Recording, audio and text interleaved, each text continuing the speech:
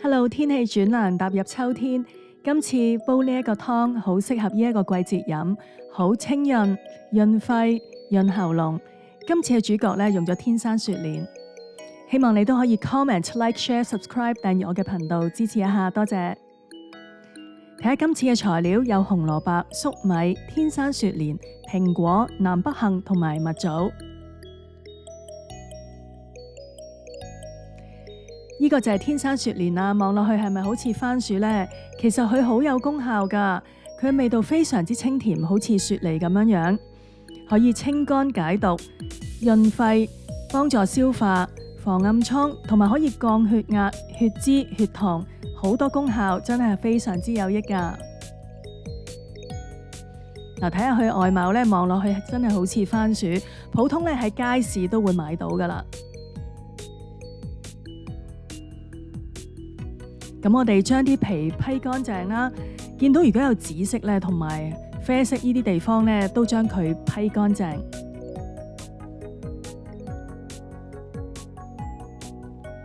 批完啦，咁我哋放喺水下面沖乾淨佢。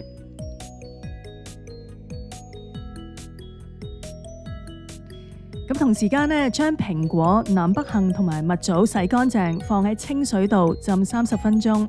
主要嘅作用呢係將個農藥啦去除咗佢。咁我哋開始切材料啦。首先係粟米。以前我煲湯呢，通常都會保留翻好大嚿噶，但係後尾發覺呢，原來將佢咁樣一開四呢，個味道可以更加出。咁於是呢，我就將佢切細佢啦。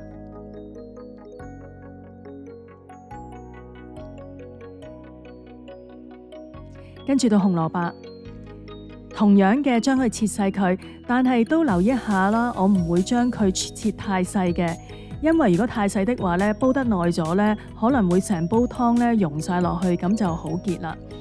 到天山雪蓮，咁我哋將外面可能仲有少少紫色同埋啡色呢，我哋都批咗落嚟，跟住就可以切開啦。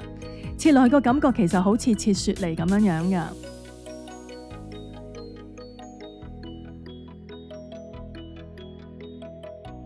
好啦，跟住到蘋果啦。剛才浸咗30分鐘，主要係想去除咗啲農藥浸咗出嚟啦。咁我通常呢會將蘋果心都切咗去。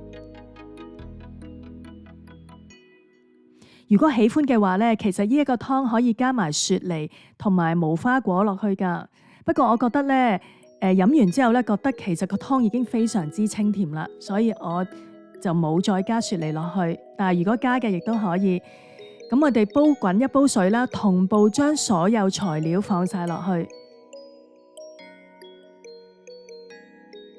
南北杏、蜜棗都放埋落去，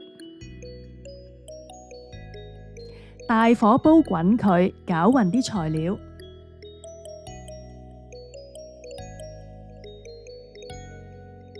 大火煲滾，咁我哋冚蓋啦，跟住收細火煲2個鐘。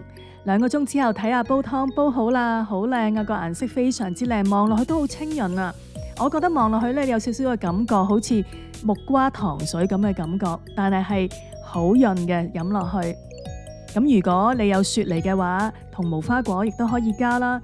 呢個湯水呢，非常之適合秋冬呢一個季節飲，好潤喉嚨啦，同埋好潤肺。希望你都係好中意今日呢段影片，可以 comment、like、share、subscribe 訂閱我嘅頻道。